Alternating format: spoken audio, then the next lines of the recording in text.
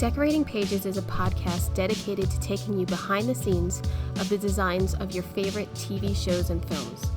Each episode, I'll be sharing design stories from some of Hollywood's most famous sets.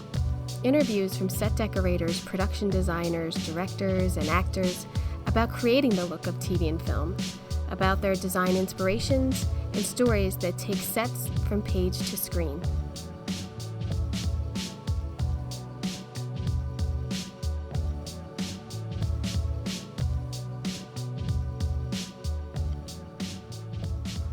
Welcome to Decorating Pages. I'm your host, Kim Wanup.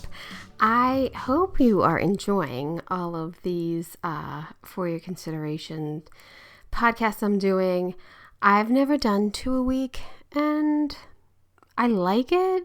I see that you like it, but it's a lot when you're full-time momming, and I'm only doing it because I'm not working like everybody else in the entertainment industry. So I keep trying to look up to see if the actors are making any headway in their negotiations, because my guess is they'll probably settle with the actors like they did the directors, like a week or so out. And then I think they're going to make those writers wait till like deep August. That's my hypothesis. I don't know why I think that, but I just think they're going to make them wait it out, which is kind of a bummer, and settle with the others, and then maybe, give them some leftovers, which I'll take any leftovers. I'll take any residuals you want to give me. I'll take anything. That is the thing which I have discussed on this podcast about, production designers not getting residuals. Well, here's the thing. We all actually get residuals, I've been told, but it goes into like our pension fund, and it's like 0.00 of a penny or some shit, like ridiculous. So when I say we don't get any, we actually do. It's just not like in my paycheck, like a writer or a director or, things like that. It's long-term, long-term residuals, I guess. But production designers, I feel like, kind of should get a residual for, I know I've said it before and now the name is slipping me, but the production designer on Cheers actually got residuals for the bar set for the perpetuity of the whole show run, which was cool. That's pretty cool. It's like things like that. Like, obviously, you don't know when you're designing a show, oh, this is going to go 12, 13 years. You don't know. But I was recently in a situation where, the company, let's just say Netflix, had a project that had a bar in it. And then I was on a project that needed a new bar. And so Netflix said, hey, we have this bar from this last show that's not coming back. Do you want it? And as the designer, you look at the walls, and they made decisions like we could change it this way, and we could use this and manipulate it. But as the designer of the bar, they weren't so happy. They made some calls. They were not too happy about that. And the thing is, you don't own any of your designs when you do shows or anything. So some residuals might be nice, Same things with props. I mean, all these amazing prop masters who design all of these, futuristic guns, or like, look at Gabe Perillo making stuff up on The Good Place, like that glowing bracelet, or, props that just have names and she makes it up, like, unbelievably. Then you see them like selling them in stores and she made it up on a whim. Things like that. So I don't know how I got on this, but anyway, yeah, I wish I got residuals. And all of these projects that I have been talking to the designers and set decorators, they could all be shows that go on for years and years, and being taken over by other decorators or designers. And, you respect people's designs, and things become iconic. Things go in the Smithsonian. You never know. Archie Bunker's sofa, who would have ever, or his chair, who would have ever known, you know? So yeah, haven't watched much since yesterday, but one of the things I forgot to talk about for what One-Up's watching is I watched that. It's like a 4-part, I think, documentary on Amazon Prime, Shiny Happy People, about the Duggar family. And I didn't watch the Duggars when they were on TLC. I stay true to my sister wives, but when you watch something on TLC, you basically watch like 5 other shows, because if you have to watch commercials like I Am Jazz and then Little People Big World and Duggar commercials, you basically know what's up. And I watch K+8, and I think Duggars were on then too, so you kind of keep up with things because it's like the commercials. So these people are just putting on this fake facade for the camera, and it kind of exposes their I'm doing quotes of their church and their faith and religion, yet very odd way of living. I don't know. 20 kids, what they have. I mean, it's crazy. It's crazy. And the molestation and all of that. So it's quick. They're only like half-hour episodes. It's pretty quick if you want to. I don't know why you'd want to watch that, actually, unless you also are secretly watching Sister Wives and not telling me. And you know what's up with the Duggars, too. So there's that. I wanted to give a shout out to Netflix, because if you get Emmy Magazine, which I have told and said many times, Emmy Magazine is a really great publication of not just like showing off actors and directors and writers. They do articles a lot about the creatives and everything. So they sent out this really nice book, right? And I'm like paging through it, and then I noticed like, oh, it's like upside down. So I flip it over, and then I look this way. It's like you look the other way, and it's like Queen Charlotte production design, cinematography, like giving little blurbs about hairstyling, all of their choreography, and then it moves on to Stranger Things, sound editing and sound mixing, like all of the categories that they are submitting for. They did blurbs and like shout outs and descriptions of their season and what these departments did. Wednesday, cinematography, music supervision, music composition, costumes. It's really Dahmer. They got a whole big thing of Dahmer in here. And talking about set decorator Melissa Leach, and then Matthew Flood Ferguson, the production designer. So it gives shout outs, which I'm pretty impressed that they did all this.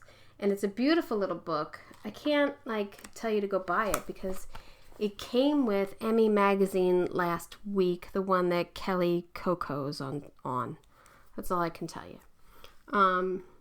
But impressed. I mean, every year I feel like every streaming service really ups their ante in showing off their projects for Emmy voters, and I don't know, I was pretty impressed with that, just that they gave the time and effort to not just talk about the 3-4 biggies, but really go into the creative categories also. So good job, Netflix. I like that. And Hulu, which Only Murders in the Building is on. I forget if Hulu, I forget already if they did anything special. There's a lot of little booklets, but this one really stuck out to me.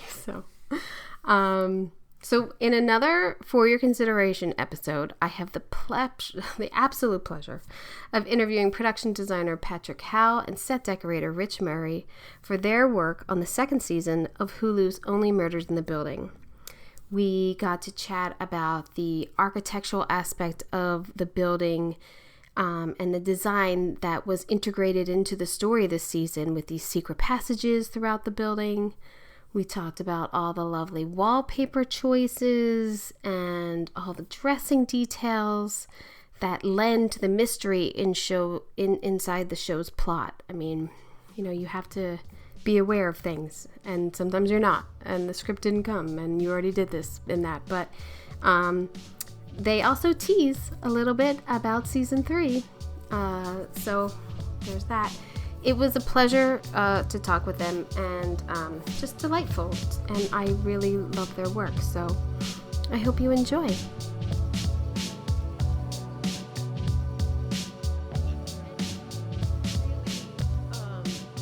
Distinguish between all these characters in the same spaces. Now, let me ask you this. Do you have to redecorate any of the spaces? Like, once it's Oliver's apartment, it's Oliver's apartment, right? Or are you... Oliver's, Charles, and Maple's are all the same. Are all their standing sets. Okay. The, Sting's set became Amy Schumer's, became Nina Lynn's, and it was mostly Tim Kono's. So that was the same set we used for 4 different apartments. So those were redresses for you. Yeah. Hi, Patrick. Hi. Hi. Very nice to see you. Hello. We were just saying how you do all the work and Rich does nothing. Yeah. Well, it's completely accurate, I must say. Oh wow, there's a lot of backlight. So sorry. That's all right. You're in shadow. I don't do the video. I mean, We're not doing video. It's wonderful to see your face. You went through hair and makeup, Patrick. I see you. It looks lovely. No, but I want to just see people. I can hear better and talk better when I can see people. I'm so glad to get to meet you two, because I'm such a fan of the show and a fan of your works. And congratulations, Rich, for winning last year. Well deserved, and I love the show. I'm a huge fan of the show. It's so much fun, right? Yeah. It's just such a stupid fun show. Yeah. It really is. Take of it, yeah. Ooh, and it's a lovely experience to talk about it.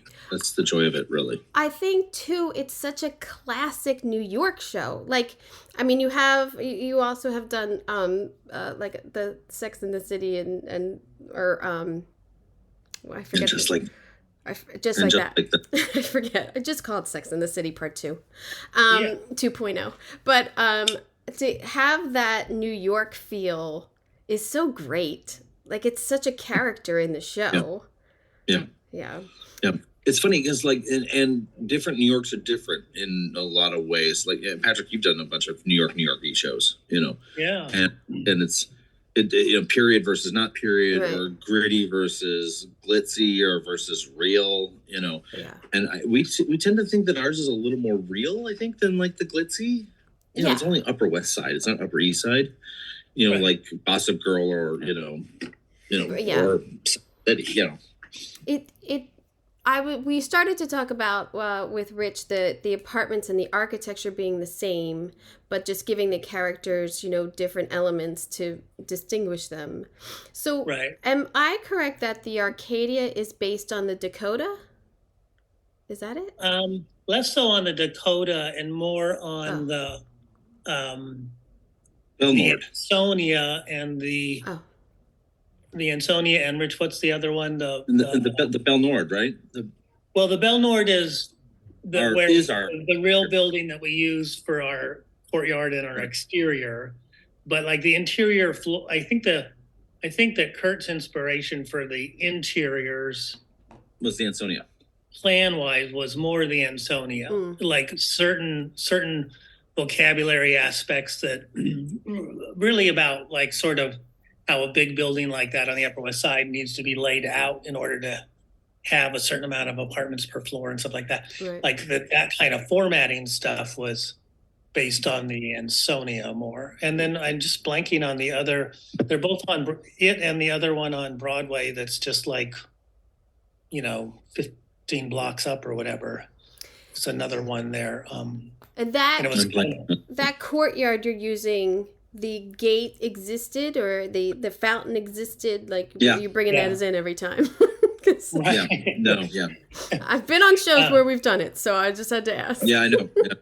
Yeah, for sure. But fortunately that's the only thing that there was really not ever in much redressing to was that courtyard. Well, that's nice.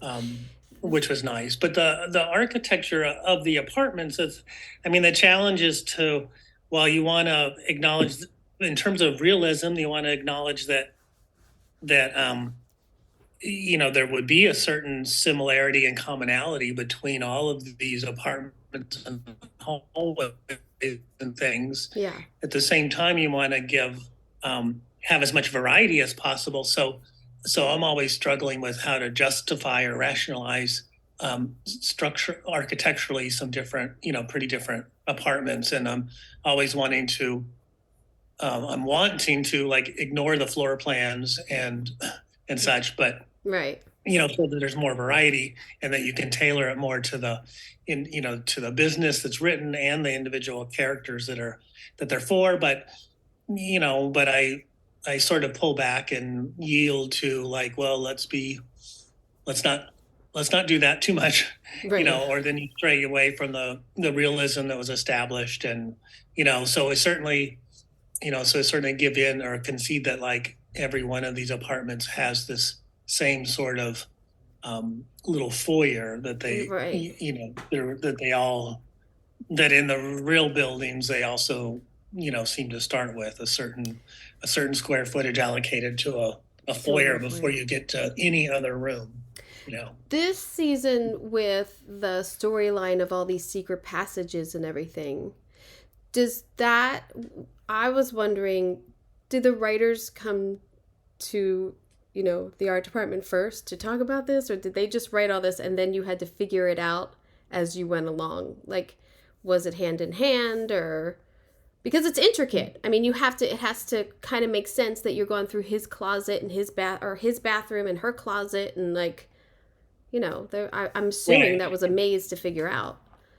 It was pretty much John Hoffman just was more the former where he kind of just wrote it, kind of decided that like there's going to be these passageways, and he came up with the rationalization for why and how, that the architect had done it originally, that it wasn't which is a great story. I loved all that. I mean, design wise, it's fantastic of like, oh wow, yeah, these old buildings probably have all this shit and nobody knows. It's like, it's fantastic. And then, well, I'm glad to hear that it was maybe somewhat plausible or convincing, and because that was my biggest worry. I was like, oh, I really don't want to do this because everyone's gonna, all the audience is gonna bump on like that this isn't real, that like who would have this or whatever. So I was really trying to like, and thankfully we were able to do the corridors really narrow, and I had started out much wider. Because you got to get three people in the shot. You gotta adjust for that. Exactly. Like I was sympathetic to any, knowing what any I was doing it from the director's point of view, which is usually what I do for everything. But so I was trying to be generous, and then fortunately, John, like, no, we've really got to have it skinnier. And I'm like, but you have some scenes with 6 people, and they're all like walking down the hallway at the same time, talking to each other. It's like, they're going to want, and he's like, well, too bad. Singing. Yes. Yeah. Yeah. Too bad. We're just going to, it's got to stay like really narrow. So you should have had it so narrow that like you just opened up that fourth wall and then they were like, oh, like this, like, right. Like side by side. Right. It didn't get quite that narrow. No. But that was more like working it out with Chris, the DP for, he was on board for as skinny it was. It was dictated by the narrowest it could be for a camera on a dolly, right. Essentially. As you talk about a DP with Rich, are you mostly providing practicals at this point for lighting? Because I talked to a lot of decorators, and in my own experience in the last like year or so, like we definitely are lighting. Yeah. Yeah, every room has 80 fixtures in it, and they turn on only 70 of them. Yeah. Everything so on a dimmer. Everything's on a dimmer, and it's all show ready fluorescent. But we do a lot. Because you have some great fixtures in there, and great ceiling fixtures and everything. They're beautiful. Yeah, I don't mind it at all. No. Honestly, because it's a great way. Especially with Disney legal. I can't use a lot of tchotchkes without clearing everything through legal. Yeah. Yeah, isn't that fun? An extra light fixture or two doesn't hurt us. Right. When filling shelves and bookcases and stuff. Yeah, I'm hoping that in some point in realizations with the studios, they understand that no one's going to sue you over, a little figurine. Like, it's like a ridiculous thing that's been used for 100 years of filming, and now all of a sudden you think you're paranoid that you're going to get sued over like this little girl with an umbrella. Like, it's absurd. It's so absurd, and it makes our job so much harder and waste so much time and money. Don't get me started, because it's the thing. I always fight with Rich about, come on, we got to do these things, and he's like, no, it's so much trouble. It's never going to clear. Yeah. And it's Disney. Every answer is no. So but so what we have to do is make everything practical. So like in the like the close-up shot in Bunny's opening of the rabbit holding the magnifying glass, because it was holding a magnifying glass, it was practical. So I got to use it. So there's lots of little things like that I just have to cheat a lie to tell a story about. But then it works through legal. Yeah. Now, Rich, I'm sure there'd never be any lying. That just. Well, no, we don't. No. No, There's none of that. It's fiction. It's all fiction. I would rather beg for forgiveness than ask for permission. Right, and not to poo-poo on Disney legal. Every legal department. No, it's everywhere. It's everywhere. And some they're all are just tougher different regulations. Yeah. Different rules. Yeah, exactly. So it's not like. So then the painting that's so predominant in the season. Dad's nuts. Yeah.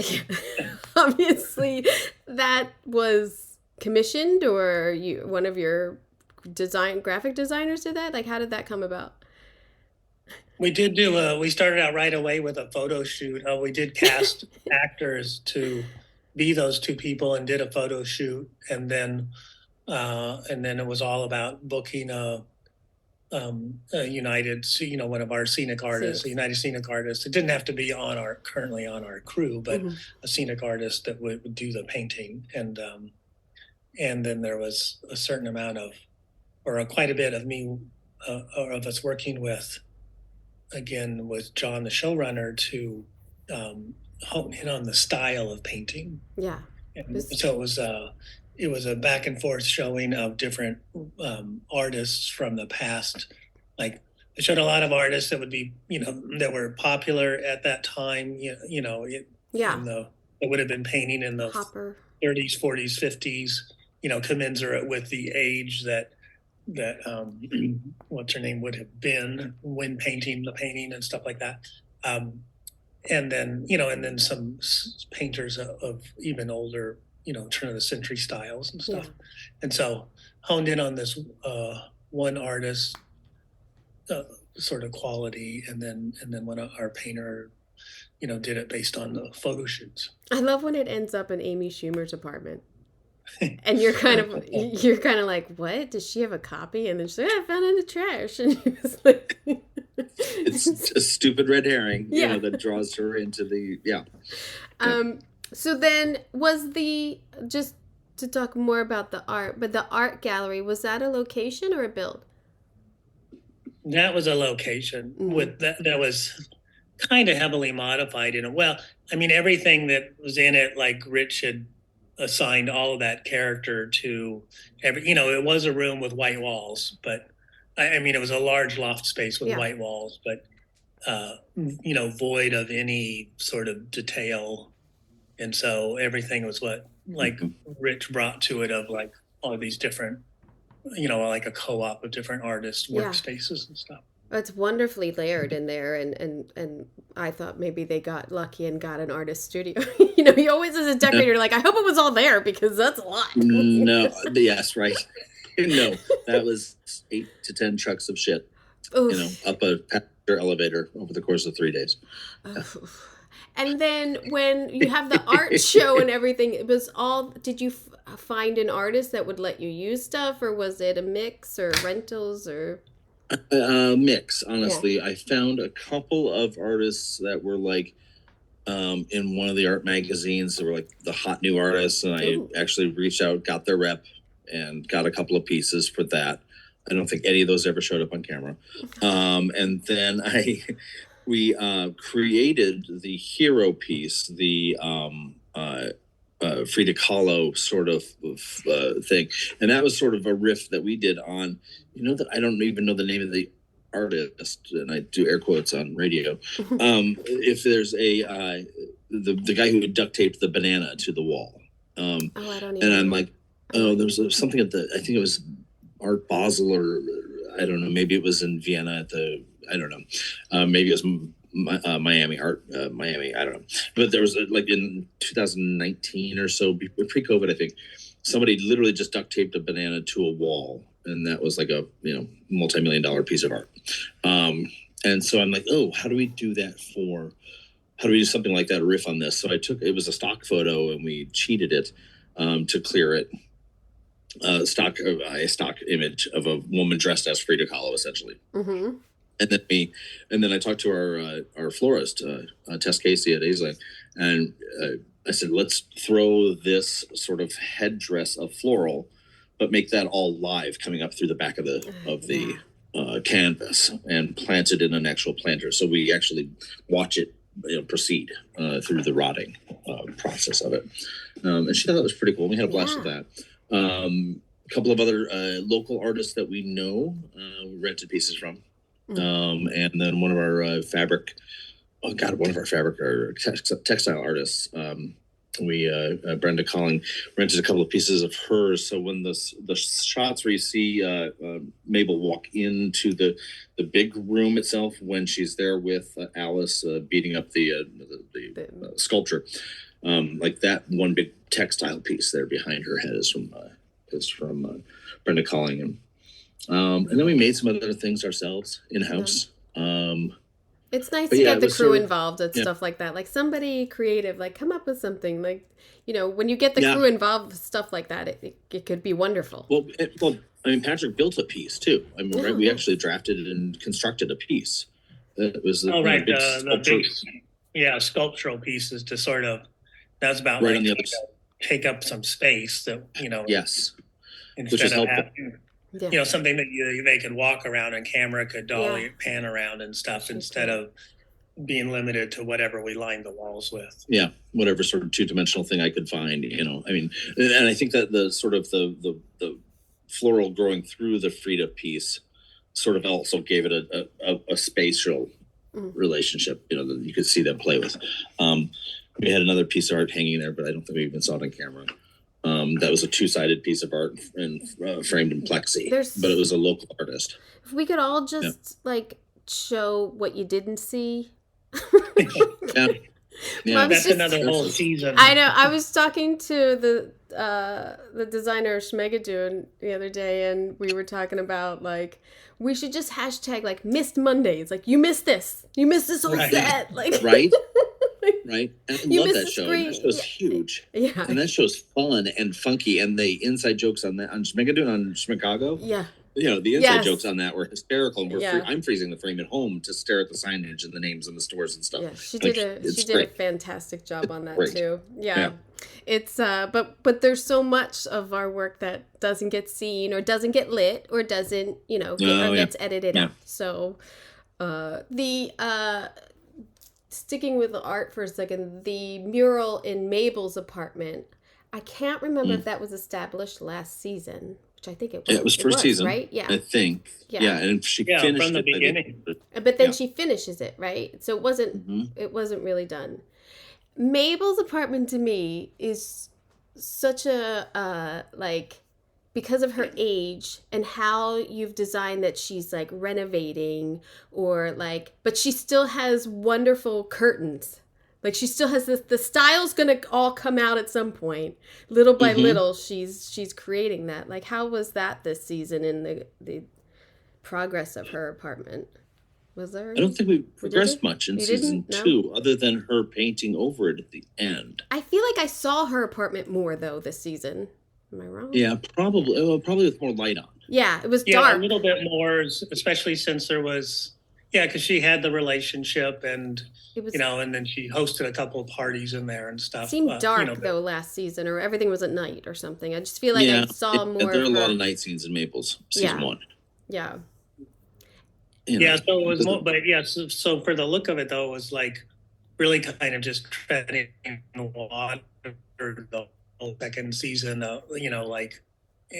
like she got distracted with their relationship or whatever, and not really, like they just would never talk about the actual renovation. The showrunner, he wouldn't really write to it. Like, he didn't write any progression. It's just sort of like, oh, let's just back burner this, like as if Mabel was back burnering it, but not really even talking about it.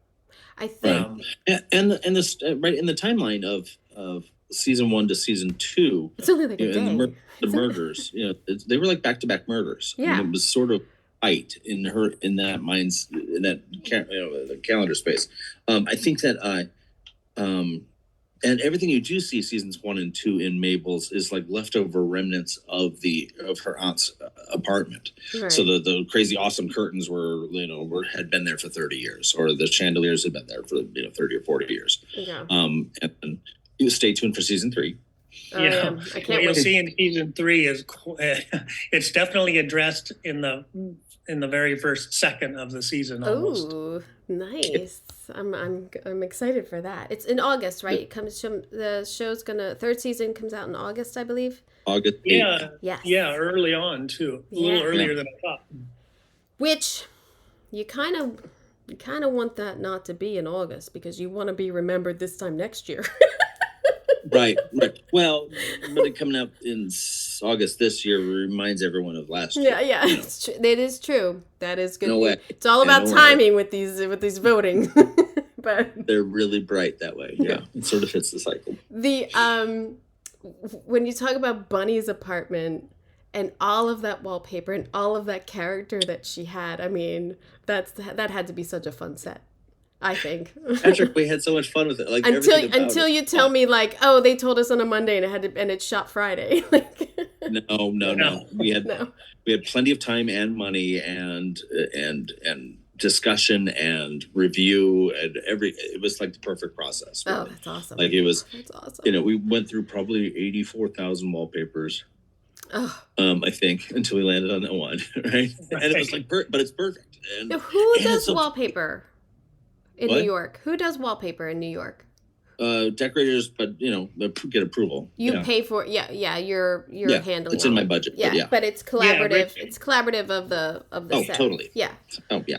Yeah. I mean, Rich will swatch it and pay for it, and then scenic artists put it on. Yeah. Yes. Yeah.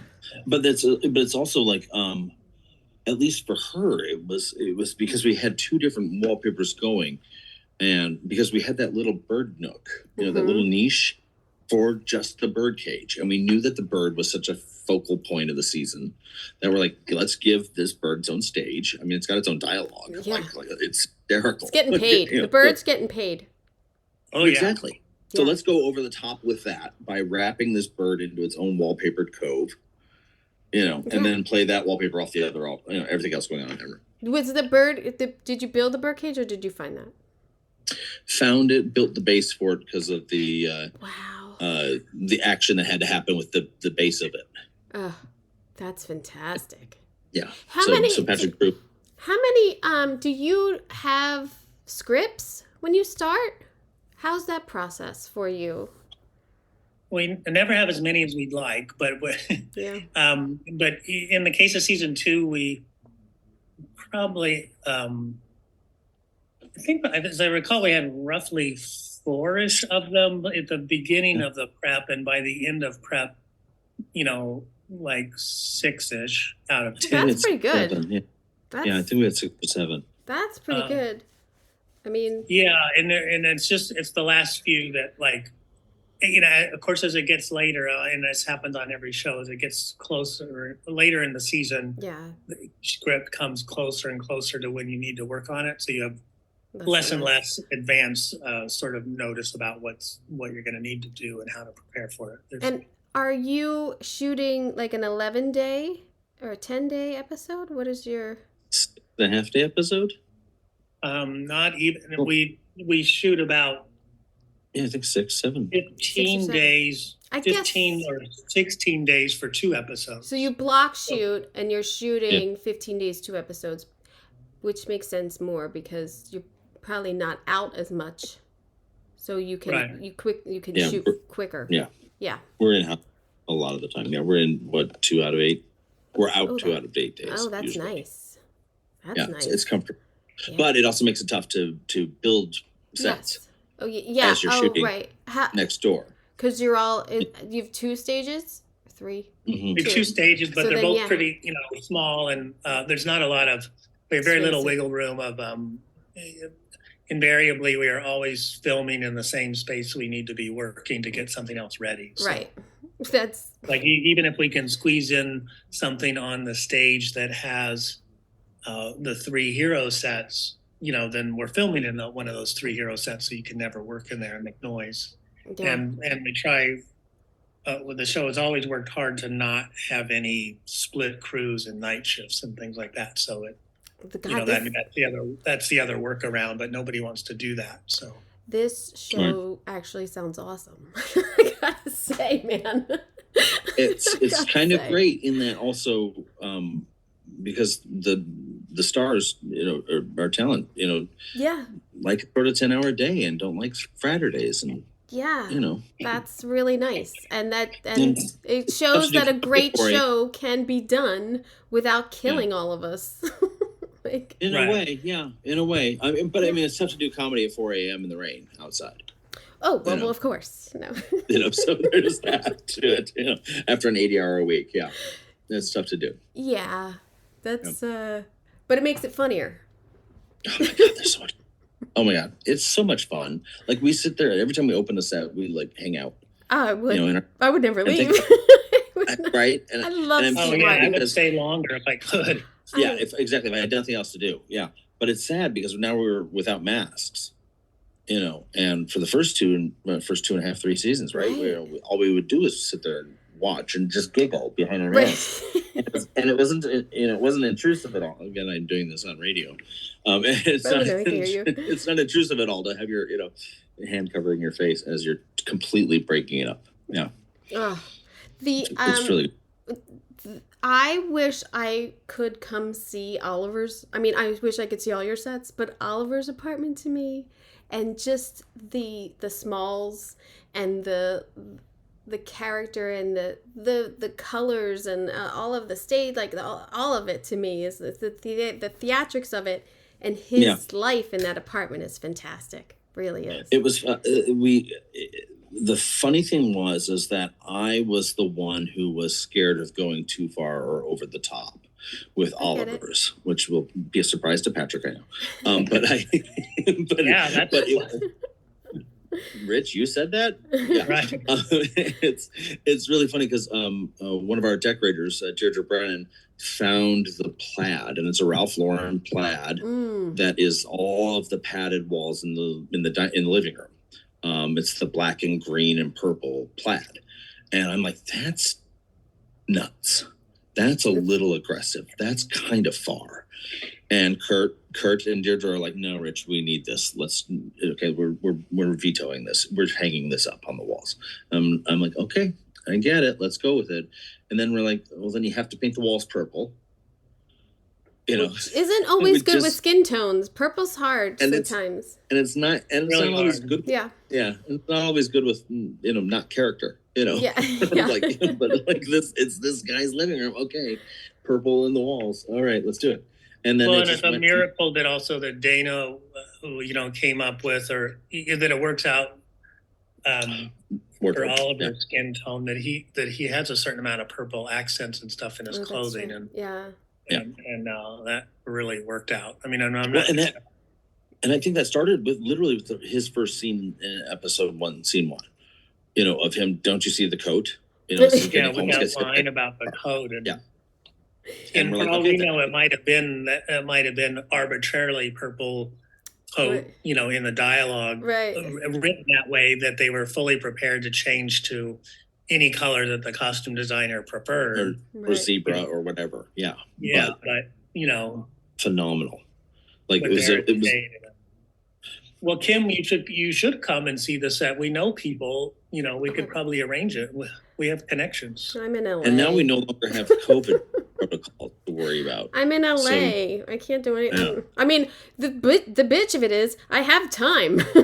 I'm off. My show was shut down because of the strike. I got plenty of time right now. I should be traveling, and I would love to see your sets. Thank you. I would love. I love to sneak in. Point you'll be, I'd love to sneak in, like, when I'm on in a studio and just, like, who's in there? Kelly Clarkson show. Sure, I'll look at that. Like, I don't care. I want to see everything. I don't care. I love it. Because it's all of our work. I mean, some sets you look at and you're like, oh my God, look at this ceiling. Or, like, there's that scene in Charles's apartment where they're looking up at that knife and you see the floor. And you see the patterns on his floor. There's so much geometric shapes in his apartment. Yeah, his whole place was about confining, a defined shape, essentially, and so everything did that. The wallpaper did that. The floor tiles do that. Everything about it was about the structure and order and everything having its place as well. So the sort of rectilinearity of it, I guess, helps in his space.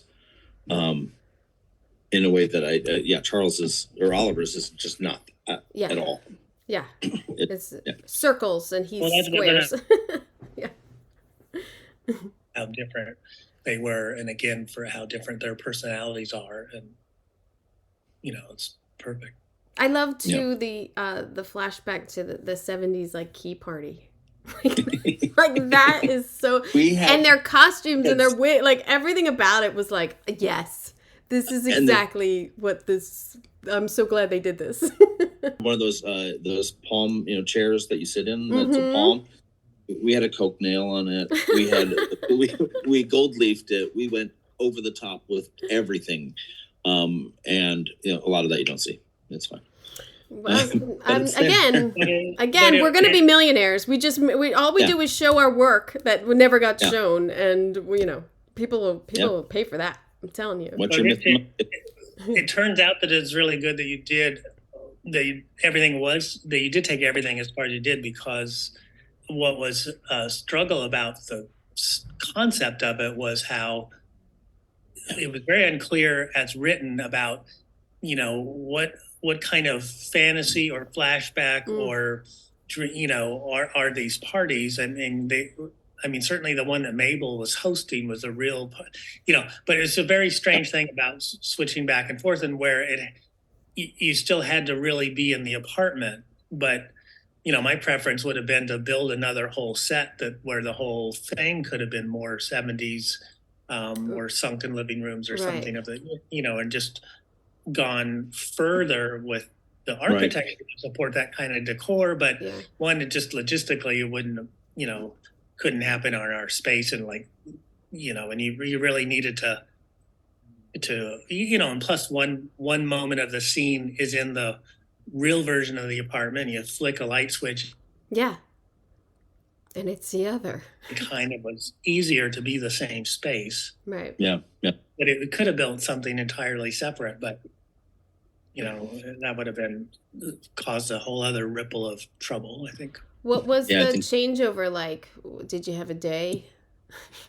No, actually, I think they built in a couple of days for us. It was kind of, it wasn't, I mean, sometimes the changeovers are tough, because we are redressing certain sets to certain set, but this one, I think we had like 2 or 3 or 4 days in between. But it was definitely at a cost of something else, because there's only so many days that you could separate it. And again, we had to shoot everything twice basically. And they really didn't want as much space in between for the actors, because the actors and the director were going to forget everything that they had done. lose the energy. Yeah. With the more days in between. And so we really had to negotiate,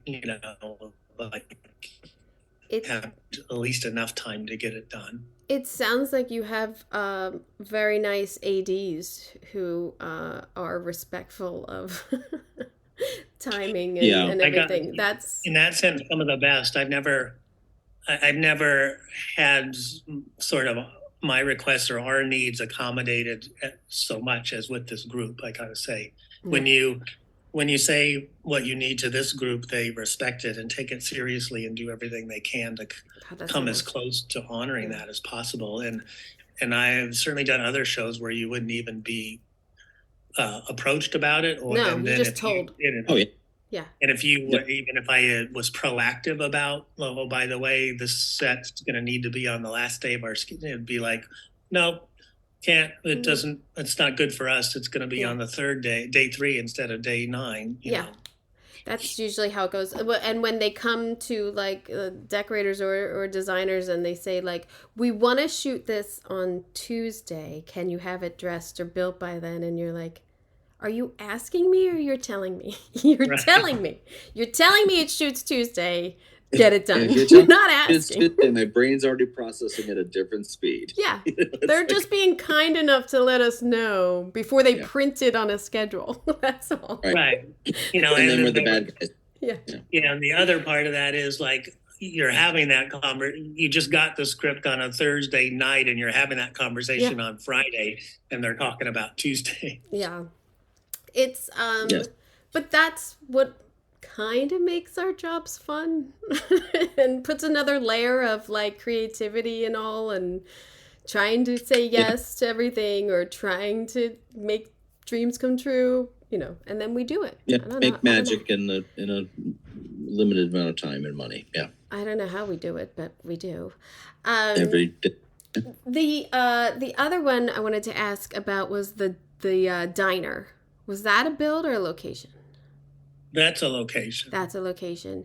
And you went back in different episodes. Did you shoot that out or did you keep having to go back? Yeah, we kept going back. And we had minor alterations, and actually that particularly unusual, that location owner, we were able to leave certain alterations that we had done. That's nice.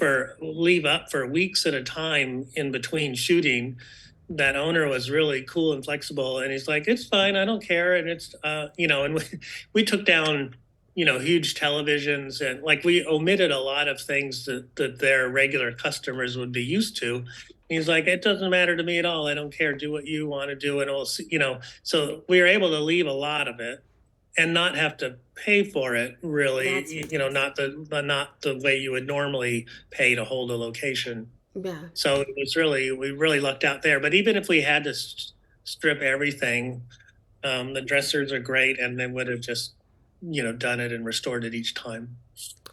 Did you have any sets this season that were really challenging, and not even time wise, but just like, well, how are we going to get this done, or how are we going to make this work in the time and that we're given, maybe, or of season 2? Of season 2, yeah. I know you're probably fresh on the brain of season 3. This is probably confusing. Yeah, it's so long ago. I enjoy talking about all of it, but at some point I'm going to be awfully excited to talk about 3. You're good. But I'll see you this time next year. Right. I think trying to get correct, so to speak, or just make sure we're on the same page with the intent of the showrunner of the episode 5 of those parties. Yeah. That was, might have been the most fraught thing just to like come to understandings of what it wanted to be. Yeah. Because just when you want to work with John the most is usually, as it, just Murphy's Law, it turns out, like, is not available the most. And so, and it was happening pretty quickly at that time. It's like right in the middle of the season. So I don't know. That's what came to mind to me the most. The others, the things in the beginning about working about Mrs. Gambolini and the painting hidden in the cage, the bird cage, and knowing that we were going to start this painting in episode 1, but the real painting wasn't going to be found until episode 9, and weren't sure how it was going to be found, but it's going to be found in that bird cage somehow. And, so even all that was sort of, we're able to work out those kind of things in the beginning. and as I recall, and it got a little dicey at the very end, episodes 9 and 10, just because those scripts came at the last moment, but they were in a way kind of straightforward. Oh, except I suppose it was a little dicey about the musical. The musical at the end that you had to create. Yeah, like, and there's nothing like designing a show that has, or coming up with a look for a show where you have no description, no title, that's freedom, no script, no song, nothing, not even a 3-paragraph, not even a 1-paragraph treatment of what this musical theoretically is. I mean, like, there was just nothing yet. And so what was funny is it came up with a few different designs that really fit the bill of a musical with no title and no description and no book and no song and no anything. And it was funny to meet with John about them, because he's like, no, that's not right. It's like, okay, well, and I'm like, and so can you explain why? Tell me why it's not right. Why it's not right for this show that has no title and no anything and no, and then no location, but right, no period. And it was like, oh, maybe it's set in New York, maybe it's set in London, maybe it's set in the 40s, like, right, like the time, So that was pretty funny. I'm trying to sort of hone in on that, and it's like, and then the fleshing out the details. It's like, okay, well, we should have some programs. It's like, well, gee, having a program with no show title is a little awkward, and stuff like that. Having posters and Well, those all those little things that we have to pull out of writers and creators of, like, no, we need this detail, like this would be, and especially with props, they're always looking for the details and the minutia and like how to plug things in, and it's a whole another layer that they have to create, or we're going to create it for you, and you can't tell us no. Or no, yeah, why. right, yeah, because it shoots tomorrow. Cost money to change it after it's been created. Right. Yes, that happens regularly also. Yeah. Rich, what do you that's think? all season 3's problem too now. So that's true. Not to sell too much about season 3. But it's there. I'm already sold. What do you think the hardest set was, or the hardest the challenge of it this season 2? For me, I was the Mabel scenes, the puzzle scenes with her dad, the flashback to sick dad, to starting apartment. That was a tough one, because I didn't feel like I had sort of grasped the entire map of what it is and what it means and where it goes. Because I tend to, this makes lots of designers crazy. I tend to start to think about, like, how am I decorating this place by what's in the junk drawer? Wow, that's a great tip. Yes. It's like because that defines the character. Like, what's in the junk drawer? Yeah. What's not important. I do the same of, like, well, where do they shop? Are they at Kmart? Yeah. Are they at Bed Bath? Are they at Macy's? Like that, right. Then I get that, like, okay, this is their economic. You get that level in, and then you get, like, the soft versus hard, the color, the shape, the texture, all of that. But for me, it's a lot about the drawer, because the drawer says what's important and what's important. If you find 10 sets of headphones in there, they don't care, or they just need to have one everywhere they go, or right. Whatever. 80 pairs of scissors. It tells you something about someone else. And so I didn't understand her dad in a way, because it was tough, right, Patrick? It was a tough sort of, like, we didn't know if dad was, like, in a hospice space, or where he had gone, or how much we could tell of that story before she discovered what that story was about, right? As well, if it was a nursing home into an old apartment, or into a bachelor's apartment, or so. Right, that was we really like to, like, have that understanding of what the intent is, so that that we can make choices and then be really consistent with them. And I remember that with Rich and that was what was very similar to those 70s parties, and this one, the Mabel puzzle thing. It's like, you can't put this in print of, like, I don't want to say the writing wasn't clear, but it was very hard to tell what was really meant. what the intent was of these things. And so it was, so making the choices was constantly like, John, is this right? Are we, because is she imagining this part, or is this part real? And the director wrestled with it too about, what parts to portray as imaginary or not. I think too, like, because I think creative minds read something differently, and interpreting things before you see it. As you're watching something, you see it. Oh, we're all kind of on the same page. But if we're the ones seeing it, there's many times I am wrong. I'm dead wrong about what is going on, and I'm like, really? I never would have gotten that. And shouldn't someone know that I would never have gotten that from that writing or that scene? Like, that dialogue exactly. So it's not all crystal clear all the time because we interpret it differently. Right. Yeah. Yeah, and we were also sort of, because they were threading. He was threading a needle. Yeah. With, certainly in episode 5 with all the party scenes. It was that 1970s, 1990s, 1970s, current day party. There were 4 parties in that one episode, and they were trying to do something, and John was trying to do something specific with each one of those beats. And so for us, it was about nailing that down. And I think the same was true with, I think it was episode 7, right? With the puzzle pieces, or 8? Mm-hmm. 7. With Mabel's development of her understanding of her relationship with her father. And for that reason, it felt like it was one of the more touching episodes. It felt a lot like the Teddy Demas and Theo Demas episode. With the from son. Season 1. So good. Yeah. That was a great episode. It felt like it was like that. We're understanding the humanity of Mabel in this episode, and it's and so we don't want to, and you don't want to get it wrong.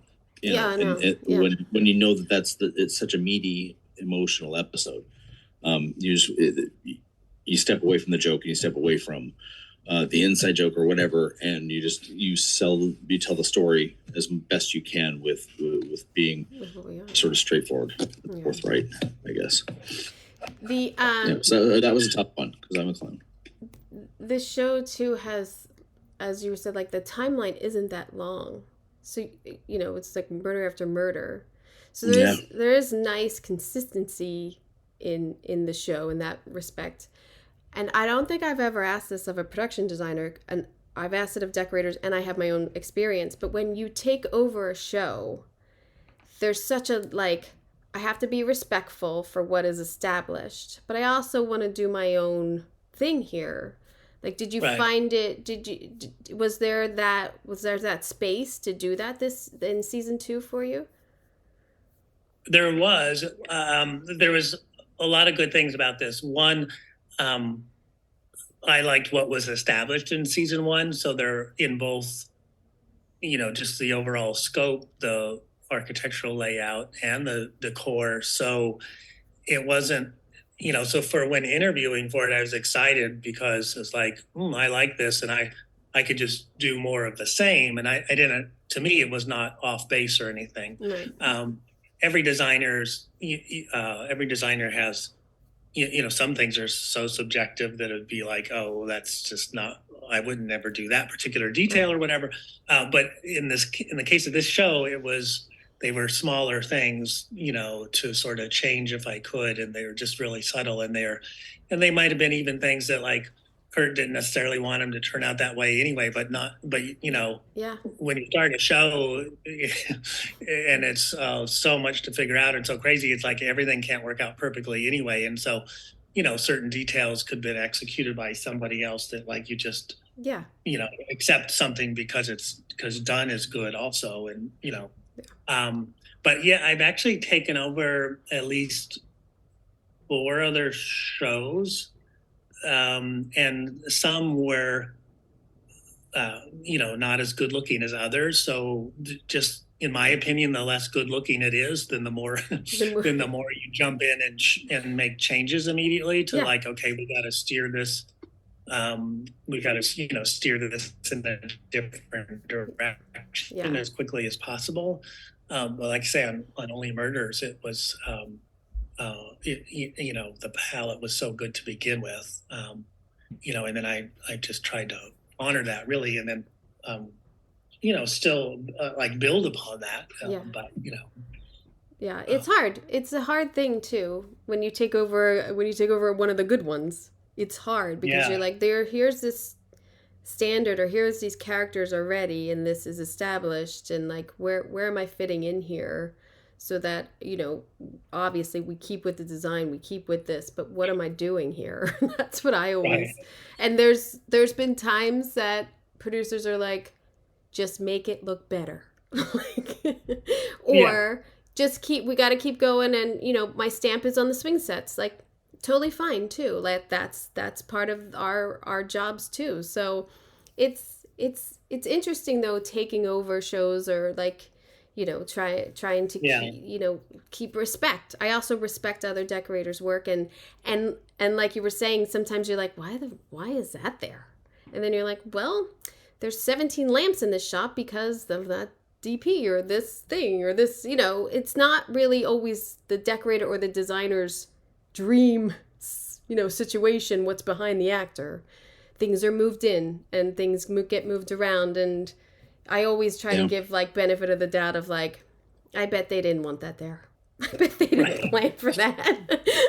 Right. We're all professionals here. No one would have done that on purpose. The still set photos look very different from what appears. Yeah, always. There's a you can tell something.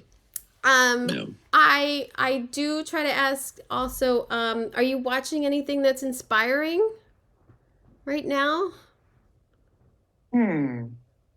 There's so much good stuff. I just finished watching Succession, which was a hoot. So fantastic. Yeah. Fantastic. I just finished Succession this week too, and Maisel. Yeah, Mrs. Maisel. Yeah, come on. I have to think. We can't talk about Maisel because actually I forgot. I'm only halfway through. I would say this is my favorite season of Maisel. Yeah, it's a good season too. We just finished it this weekend. I've been a big fan from the beginning. I've just loved it all. So. And their work is just stunning. I love it. Oh my God, the work on Gilded Age. Oh and we all know these are all New York shows because these are the shows we're watching. But holy cow, right? Like, come on. Season 3, season 2. 2, yeah. 2 of Gilded Age, yeah. I don't know when that's coming out. Is it crazy? Like, I love season 1. I just talked to Regina Graves about season 1. It's such a phenomenal show. It's just colossal, and the work is just done. It's done. It's right on. What else are we looking at that's fun? I watched so much. I know, I watch so much. I have to write down what I watch because I can't remember. Yeah, because I don't remember what. Yeah, exactly. I've watched. Have you watched Somebody Somewhere? Oh, I love it. I love it. And I was so bummed last night because I was like, oh, Barry's over, Secession's over. All right, I just have that. And then I was like, oh, that's over too? They're all over. And I was like, oh, man, I really... I love that show. And I sometimes I think, do they even have scripts? Are they just talking? Is this a reality show? Because it's perfectly executed as like real conversations. Yeah. Mm-hmm. Yeah. And in Kansas of all things, like it's fantastic. Yeah, which is somewhere I've never been, and I believe those settings 100%. Yes. Yeah. I'm from small town Illinois. I know those places. Yeah. It's perfect. How did you? Right. So quickly. How did you guys get into this? How did you become like Did you want to do the glamour of showbiz? No. Did you want to get into this, or did you stumble in? Or I had a friend when I was growing up, and her name was Liza Minnelli. No.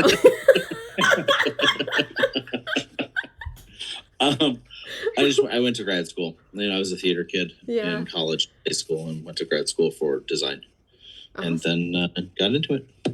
Oh, Rich, guess who I visited in Italy? Who did you visit in Italy? Andy Jackness and Candace Donnelly. Holy cow! Andy was my film professor, and I assisted him for a summer as a very bad assistant. God, I'm horrible. He spoke very kindly of you. Well, that's very nice. Yeah. It's a small world after all. Yeah. It is a very small. Yeah. But to answer, I mean, this is all I've ever done is theater and TV. And, you know, I mean, all my training was theater, and all of my work has been, or 95% of all my work has been TV. TV, yeah. A little bit of film. And I mean, I don't actually, I mean, I guess I had paid work in theater as an assistant, like a little bit of assisting on Broadway and regional and stuff. But actually anything that I've designed myself has been all television, film, and then actually, so not talking about season 3, but it has a lot of theater design in it. Oh, and it was fun to be able to get back to that in the venue of TV, because that's the vocabulary where really all my experience is, even though all my, all the choices I make are based on the origins of my theater training. Oh, that's great that intertwine. That's fun. Throwbacks and like remembering things. I think too, I gotta say, and the standard of murders is there. We're all doing films. It's only on TV. I mean, the caliber of what we watch now, and lucky enough to have shows that are big or whatever, it's all film quality at this point, and the expectations aren't getting any lower. So no, and it's funny, and I think we are only sort of backed into that. Well, and that's a lie. On every show, yes, it feels like it's always film for us. But like on this, on murders in particular, because everything can or isn't or will be some other time a clue, a detail. Yeah, the mystery. Some sort of part of the mystery that people are looking at and seeing. So in that regard, it's a comedy. So I always want stuff to tie into other things. I always want stuff to be related to something else, or at least somewhere in my head it relates. and that's what's important. And making that happen, means that the little details have to get designed as well or considered, and it's tough. It's tough because of the mystery aspect of this. I feel like we're more focused on every little detail. Every little piece of paper on a desk is there for a reason. Everything is. Definitely. There's been so many throwbacks in these scripts of like, oh, look at that book on the shelf, or look at, the knife was there all the time, or whatever. Like, right. Right. And that's why you need all the scripts. That's why. Yeah, particularly on this, it's, the more we have, then the easier it is to really effectively tell that story, because you can really lay out all the clues, and also make sure that you're not unknowingly, going off track somewhere. Yeah, or giving stuff away that you didn't mean to. Right. Like, there's things like, a character's precious thing from their childhood that, you dress into a set, and then episode 6, the writers are like, and then he takes it out of his pocket, and you're like, oh, that's on the set. It's been on there for 6. I don't know. Do you want me to take? I don't know. Like, and you're like, shit. I thought I was doing something good. The continuity issues. Of that. But even like randomly, God, for instance, the wallpaper in Bunny's apartment. All the blogs and everyone are like, we should have known it was Poppy from the beginning because there are poppies all over the wallpaper. Well, but you didn't. I don't think we knew Poppy was the murderer, in prep. Yeah. I don't think we had the answer. Just go with it. Right. And then I'm like, are those really poppies? They look more like anemones to me. Oh, I can't stand when people critique shit and you're like, no. I think we'd have to relook at that. I don't know that they actually are.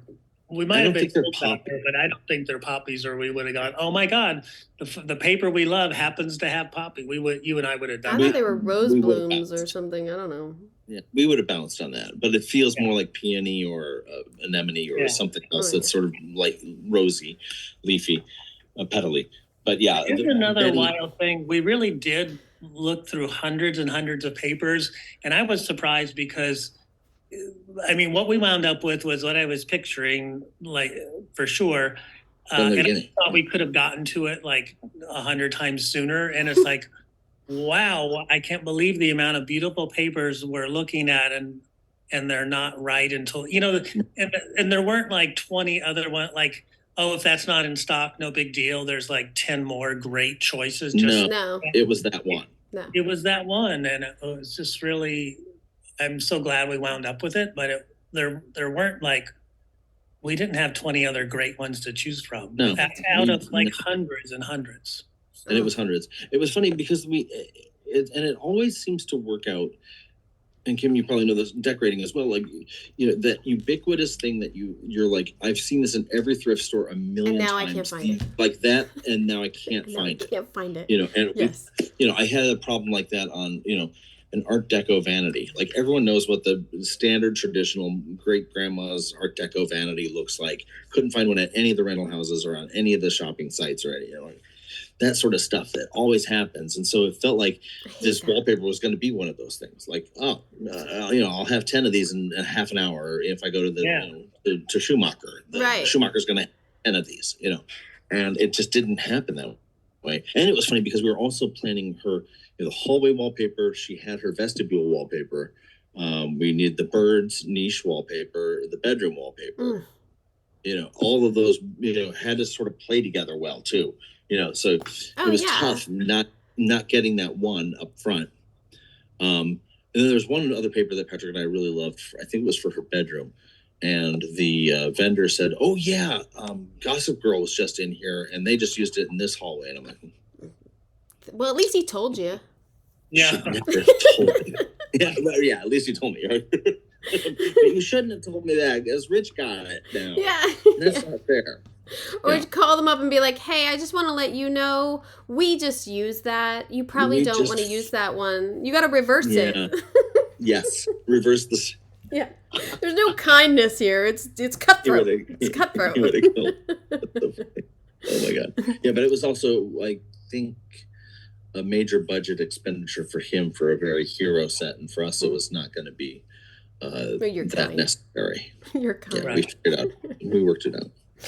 I'm kind of jealous that you get to do wallpaper. I obviously I have like 7 different wallpapers in my house. I love wallpaper. I think it's fantastic. And I moved into this house like 2 years ago, and for a year I didn't put up any artwork or anything. I just enjoyed my wallpaper. You don't need as much art. You just enjoy it. I love it. I love wallpaper. I mean, I've always loved wallpapers. I've never understood why so many shows at night were not dealing with it. I don't know if it was, I don't know why but I can't get enough of it. And I think it went out of fashion. I think it just, and now there's such good textures and designs of it. Maybe I think it. Yeah. I don't know. I think the 90s and the aughts, it went out of style a little bit. That's true. It wasn't as everyone had the border up top in the 80s, like the border in the kitchen around the chair rail, and and then we just. Well, I can do without those. Yeah. I can't. You see. That's a good period thing. I am so thankful for their time. They seem to be on a great show. You know what I mean? Like, they were talking like they're only working till 4, I think they said. Like, they were getting scripts, everybody gets along, they're in a lot, things are built. I mean, it seems like a dream show. I'm not kidding. So, good for them. And if Rich ever gets sick or pushed down a flight of stairs, I could take a flight. That's all I'm saying. Because, I really do like that show. I love the color palette. I love how each Rich and I actually talked a little bit before Patrick jumped on about like the dressing for each character in every apartment, and even if it's the same layout or the changeover, how different you have to make each apartment feel for these characters. So bravo to them, and I know they won last year for half hour. So stiff competition. I don't know. It's hard to win 2 in a row, but it's a really great looking show. So good luck to them. And what do we have? What do we have next week? Next week we have Helena Swallup, who is the set decorator of Perry Mason. She did Season 1 and Season 2 is eligible for this week. And little switch up, I'm going to be interviewing Jonah Markowitz, who is the production designer of George and Tammy, the limited series about George Jones and Tammy Wynette. Whew! The design on that one, on both of them. I love all of the 30s LA that Helena did in Perry Mason. Big fan of that. So 2 more episodes next week. Emmy voting starts on the 15th. So tomorrow. So I hope you got an earful. I'm Kim Wanup for Decorating Pages.